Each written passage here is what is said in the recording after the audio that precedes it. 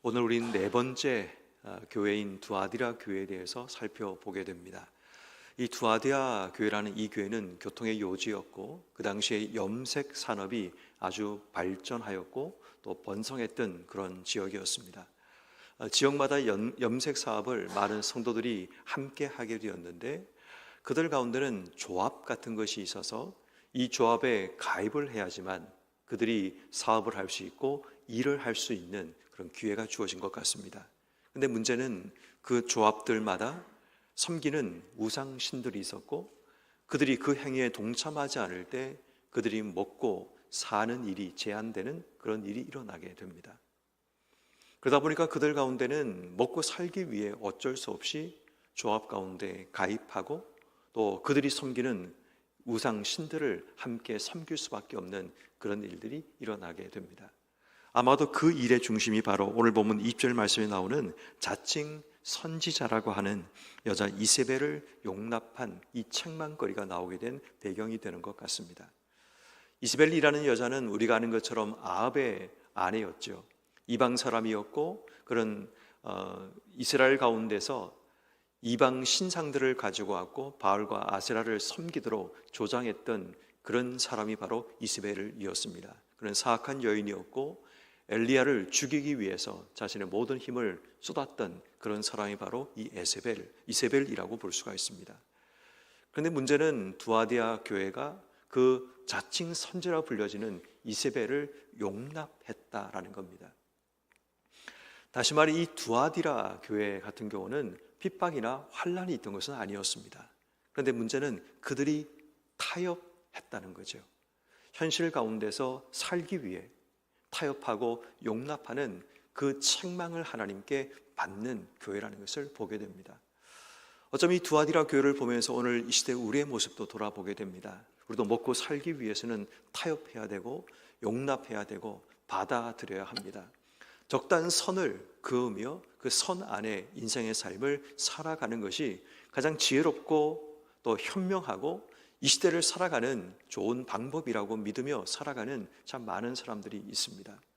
근데 그 적당한 타협과 용납이 결국 우리의 삶에 하나님을 떠나게 만들고 처음에는 선 위에 걸터 앉아 있지만 점점 시간이 지나면 점점 선 밖으로 밀려나게 되고 어느 순간 나라는 존재가 선 안에 있던 존재가 아니라 선 밖에 있는 존재라는 자의식이 생기는 순간 우리의 삶은 끊임없이 하나님과 대적하는 삶을 살 수밖에 없는 겁니다. 그렇지만 그럼에도 불구하고 오늘 성경 말씀의 19절 말씀에 보면 그들이 사업과 사랑과 믿음과 섬김과 인내의 모습을 주님이 칭찬하십니다. 여기서 말하는 사랑과 믿음은 그들 속에 있는 동기이고 결과로 섬김과 인내가 그들 속에 나타났음을 보게 됩니다. 결국 이 두아디라 교회는 나름대로 사랑과 믿음이라는 신앙적인 동기가 그들 속에 있어서 그들 삶의 자리에서 섬김과 인내라는 열매가 맺어졌지만 문제는 딱 한 가지, 그들이 용납과 타협, 바로 타협하는 그 신앙들이 결국 그들의 삶을 무너뜨리게 되었음을 이야기합니다. 그래서 오늘 성경 말씀은 주님께서 그들에게 회개하라라고 말씀하십니다. 가장 중요한 메시지가 회개하라라는 말씀입니다. 그런데 21절 말씀에 보니까 그들이 회개할 기회를 주었는데 자기의 음행을 회개하고자 하지 아니하는 그런 일이 일어나게 됩니다. 아까도 말씀드렸지만 타협과 용납을 하다 보니까 그들이 점점 밀려서 선 밖으로 나가게 되었고 어느 순간 그 삶이 익숙해지고 그 삶을 떠나면 자기의 삶의 모든 것이 사라질 것 같은 두려움이 그들 속에 밀려온 겁니다. 그러다 보니까 그들의 삶이 회개해야 되는 줄 알면서도 회개하지 않는 삶을 선택하게 되죠.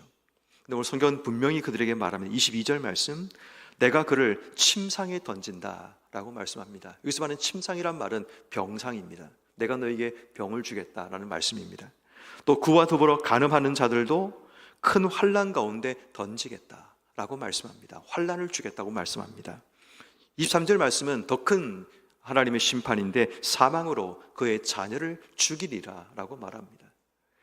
너의 삶에 먹고 사는 게 가장 중요하다고 믿는다면 너의 삶에 먹고 사는 것보다 더 귀하게 여기는 너의 자녀를 내가 데려가겠다는 하나님의 심판을 이야기합니다. 그리고 하나님 말씀하십니다. 내가 모든 사람들의 행위를 살피고 행위대로 갚으시는 분이란 것을 너희가 기억하라 라고 말씀합니다. 다시 말해 회개하지 않고 자신의 길을 걸어가는 자에게 대해서 하나님께서는 용납하지 않겠다라고 말씀하시는 겁니다. 그러니까 다시 말해 지금 이 성경 말씀을 누가 읽고 있는가 하면 핍박당하는 성도들, 삶의 자리에 삶을 살고 있는 성도들에게 주시는 하나님 말씀입니다. 이 말씀을 읽고 있는, 만약에 이 성경 말씀을 이 두아디라 교회 성도들이 읽고 있다면 지금 하나님께서 우리에게 돌이키라고 하신다는 것을 깨닫는 그런 기회가 되는 겁니다. 그리고 더 중요한 것이 24절 이하의 말씀입니다. 24절 이하에는 성경에서 자주 등장하는 남은 자 사상이 등장하게 되는데, 그들이 끝까지 버티고 남게 되면, 신앙의 타협을 하지 않고 용납하지 않고 믿음을 지켜나가게 되면 내가 너에게 행할 것이 있다라고 말씀하시면서 24절 말씀, 남아있어 이 교훈을 받지 않고 소위 사탄의 기쁜 곳을 알지 못하는 너에게 말하노니 다른 거 할 필요 없다. 25절, 다만 너에게 있는 것을 내가 올 때까지 굳게 잡으라는 겁니다. 그러니까 다시 말해 버텨라 라는 겁니다. 너희를 내가 남겨두었고 사탄의 깊은 것이 너희들을 유혹할지라도 버텨라, 남아라, 참아내야 된다, 그 말씀을 하는 겁니다. 때로는 하나님께서 우리에게 다른 거 할 것이 아니라 너희가 지금 내가 요구하는 것은 버티는 거다, 견디는 거다, 참아내는 거다, 그것으로 충분하다라고 말씀할 때가 있습니다. 때로는 어떤 선교사가 사역 현지에 가서 사역을 하지만 열매를 맺지 못할 때가 있습니다. 열심히 노력하고 복음을 전하지만 그가 원했던, 또 파송된 교회가 원하는 열매가 맺어지지 않을 때도 있습니다. 그렇지만 하나님이 그를 그 자리에 세우신 것은 때로는 열매를 세우기 위해서 보내시기도 했지만 어떤 경우는 버티고 견뎌내는 것이 그의 삶의 중요한 역할이기도 하는 겁니다. 때로는 여러분들이 살아가는 삶의 자리도 마찬가지입니다. 내 삶에 타협하고 용납할 수 있는, 그러면 내 삶에 더 많은 기회가 주어지는 그런 삶의 자리가 우리에게 버티고 있지만, 그럼에도 불구하고 내가 참아내고 버티는 것, 남은 자가 되어 그들을 용납하지 않고 타협하지 않고 끝까지 신앙과 믿음을 지켜나가는 그 버티기의 신앙이 때로는 하나님이 우리에게 원하시는 부분이 될 수 있다는 겁니다. 그래서 26절은 말합니다. 이기는 자와 끝까지 내 일을 지키는 자에게 만국을 다스리는 권세, 통치권을 주시겠다고 말씀합니다. 27절 말씀은 이렇게 말합니다. 철장이란 것은 새로 된 무기를 말하는데, 이 철장을 가지고 다스려서 질것을 깨트리는, 심판할 수 있는 권한을 너에게 주겠다라고 말씀합니다. 그리고 28절 말씀에 보면 새벽별을 주는데, 새벽별은 요한계시록에 보면 예수 그리스도를 상징합니다. 그래서 예수 그리스도가 가진 능력과 힘, 또 그분이 영광을 너에게 주겠다고 말씀합니다. 버티고 이기고 지켜내게 되면 내가 이러한 은혜를 너희의 삶 속에 주겠다고 말씀하시는 겁니다. 어쩌면 우리가 사는 세상도 이 두아디라 교회와 같은 삶의 환경 속에 우리의 삶이 내몰릴 때가 있습니다. 내가 신앙의 믿음을 지키려고 하면 왕따 당하고 버림당하고 또 내쳐지는 그런 일들이 우리의 삶 속에 일어날 수 있습니다. 신앙을 지키느냐 아니면 적당히 타협하고 그들이 원하는 삶을 살면서 번성한 삶을 살 것인가, 우리에겐 중요한 선택 앞에 서 있습니다. 어쩌면 이 성경 말씀인 두아디라 교회에 주는 말씀은 타협하지 마라, 끝까지 신앙과 믿음을 버텨야 된다라는 말씀을 우리에게 주고 있는 겁니다. 그러므로 오늘 이 새벽에 하나님을 주시는 생명의 말씀은 버텨라 라는 말씀입니다.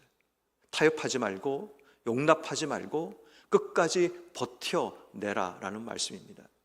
다른 거 요구하지 않는다, 다른 짐 너에게 지우지 않는다, 단지 끝까지 버티고 견뎌내고 신앙을 붙들라고 말씀하십니다. 왜냐하면 그 나머지 삶은 내가 너희를 인도하시겠다는 주의 음성입니다. 그러므로 성도 여러분, 오늘 하루 때로는 버텨야 할 자리에 서 있는 우리의 삶이 이후의 삶에 대한 두려움 때문에 우리의 삶이 참 많이 두려울 때가 있습니다. 그러나 이후의 삶이 하나님께서 불러가시든 하나님이 그 모든 것을 어떻게 하시든 그것은 우리의 소관이 아니라 내가 할 수 없는 영역이라면 우리에게 기대하시는 것은 버티고 견뎌내고 굳게 잡는 삶을 요구하신다는 것. 오늘 하루 무엇에 우리가 버티고 견뎌내야 될지 알지 못하지만 내가 믿음으로 행동하고 믿음으로 견뎌내야 될 바로 그 영역이 있다면 오늘 하루 굳게 붙들고 이겨낼 수 있는 이런 모든 삶이 되기를 주의 이름으로 축원합니다. 두 번째, 하나님이 원하시는 두 번째는 기회가 주어질 때 회개해야 된다는 겁니다. 회개는 우리 인생의 선택 가운데 절대로 놓치면 안 되는 선택입니다. 지나가버린 기차는 다음 기차가 올 때 타면 됩니다. 또 사업을 하다 실패하면 또 기회가 주어지면 다음 사업을 하면 됩니다. 그런데 회개라는 것은 어떤 의미에서 돌이킬 기회가 내 삶 속에 사라지는 것을 이야기합니다. 물론 하나님께서 우리에게 은혜 주셔서 지금이 아니면 또 다시 회개할 기회를 주시기도 하지만 어리석은 우리들은 그 회개할 기회가 처음인지 마지막인지 분별할 기회가 없다는 겁니다. 다시 말해 회개할 기회가 주어졌는데 회개할 기회를 놓쳐버리게 되면 다시 회개할 기회가 우리의 삶 속에 주어지지 않을 수 있다는 겁니다. 그래서 우리에게 오늘이 우리 인생에 회개할 수 있는 마지막 기회라는 생각을 가지고 우리는 하나님 앞에 서야 합니다. 왜냐하면 우리의 생명이라는 것이 언제 하나님이 불러갈지는 하나님의 주권 속에 속해 있기 때문입니다. 내가 내일은 아니라고 얘기할 수 있는, 장담할 수 있는 근거가 우리에게 없습니다. 오늘이라도 하나님이 내 생명을 거둬가시면 순종해야 되는 것이 우리의 삶인 거죠. 그렇다면 회개라는 것이 오늘이 내 인생의 마지막 회개가 될 수 있는데 이 회개의 기회를 놓치게 되면 다시 우리 인생에 기회가 없다라는 겁니다. 매일마다 제가 아침 시간에 기도하면서 그 얘기를 하는 이유가 생명과 부활의 아침을 주신 하나님께 감사하는 이유가 뭐냐면 우리가 오늘 하루 삶을 사는 것이 그냥 사는 것이 아니라 하나님이 우리에게 생명과 부활을 주셨기 때문에 하루를 살 수 있게 되는 겁니다. 우리가 저녁 시간에 잠자리에 들어갈 때 우리는 어떤 의미에서 잠을 자지만 죽음을 향해 나갈지도 모릅니다. 하나님이 그 잠자리에서 나를 불러가시면 우리에게 내일은 없는 겁니다. 그렇게 우리에게 아침은 부활과 생명에 감사해야 될 시간이 되는 겁니다. 그런 의미에서 우리는 내게 회개할 기회가 있는데 이 기회를 미루고 넘기다가 결국 그 기회를 놓쳐버린 삶이 될까 하는 두려움이 있습니다. 제가 매주 금요일마다 여러분과 함께 하는 우리 중보기도 가운데 이제 주일이 이틀 남았다는 것을 여러분들에게 알려드립니다. 주일은 하나님 앞에 서야 되는 시간임을 제가 말씀드립니다. 왜 그 말씀을 드리냐 하면 우리의 삶이 언젠가 하나님 앞에 서야 되는데 그 하나님 앞에 서기 위해서 훈련하고 준비하는 시간이 주일입니다. 근데 문제는 주일을 아무런 준비 없이 맞이하게 되면 그 습관이 하나님 앞에 마지막 날 서야 될 그 마지막 최후의 시간에 서야 될 시간을 놓쳐버리게 되는 그런 문제가 우리에게 발생하게 되는 겁니다. 그래서 여러분들에게 제가 금요일마다 늘 하는 기도의 시작은 그겁니다. 이번 주도 우리가 하나님 앞에 서야 되는데 그 주님을 설 때 대충 서는 것이 아니라 정말 내가 마지막 시간 하나님 앞에 선다는 마음을 가지고 우리가 주님 앞에 서야 되고 그 시간의 준비가 우리 인생의 마지막 날 하나님 앞에 서야 되는 바로 그 시간을 준비하는 시간임을 우리가 깨달아야 된다라는 그 말씀을 드리는 겁니다. 회개는 지금이 아니면 할 수 있는 기회가 없을 수 있습니다. 회개할 기회를 놓치지 않는 자가 지혜로운 자입니다. 이 땅 속에 어떤 삶을 살든지 그것이 중요한 것이 아니라 하나님이 우리 마음속에 회개하기를 원하시는 바로 그 타이밍에 내가 회개할 기회를 붙드는 것이 가장 지혜롭고 가장 좋은 삶을 살아가는 겁니다. 그러므로 오늘 이 새벽에도 회개할 기회를 놓지 말고 하나님이 내게 회개하기를 원하신다면 오늘 우리의 삶도 하나님께 회개하고 주님과 한 걸음 가까이 나가는 복된 삶이 되기를 주의 이름으로 축원합니다. 마지막 한 가지 더 우리가 기억해야 될 한 가지는 오늘 성경 말씀인 19절 말씀에 보니까 이 두아디라 교회의 좋은 장점이 뭐냐 하면 나중 행위가 처음 행위보다 많다라고 말합니다. 이 말을 조금 더 바꿔 얘기하면 그들의 처음 모습보다 나중 행위가 훨씬 더 성장하고 성숙되었다라고 말합니다. 처음보다 나중의 삶이 더 창대하다라는 말씀도 되기도 합니다. 다시 말해 시작보다 더 나은 삶을 살아가는 성도의 삶이 필요합니다. 우리가 처음 예수를 믿었을 때 나의 모습과 10년을 믿고 20년을 믿었을 때 내 삶의 성장과 성숙이 있는가를 돌아봐야 됩니다. 여전히 그때의 성품이 드러나고 그때의 표현들이 드러나고 그때의 행동들이 내 삶 속에 드러나고 있다면 아직 우리는 성장하지 않은 겁니다. 처음보다 더 성장하고 더 성숙한 우리의 미래를 가꾸기 위해서는 우리가 무엇을 붙들고 있는지, 무엇을 위해 살고 있는지, 내가 어디서 왔는지, 어디로 가야 되는가를 제대로 알아야 합니다. 그래서 우리가 늘 하나님께 기도할 때마다 처음보다 나중이 더 많은 삶, 처음보다 나중이 성장한 삶, 처음보다 나중이 더 성숙된 그런 삶을 향해 나가는 우리의 삶이 되어야 하는 겁니다. 그러므로 오늘 하루 삶을 살아가면서 우리가 붙들어야 될 것 반드시 붙들고 살아가고, 지금 내게 주어진 회개할 수 있는 기회가 있다면 그 회개할 기회 놓지 말고 철저하게 하나님 앞에 회개하고 처음보다 더 나은 미래를 위해 오늘도 최선을 향해 달려가시는 여러분 모두가 되기를 주의 이름으로 축원합니다.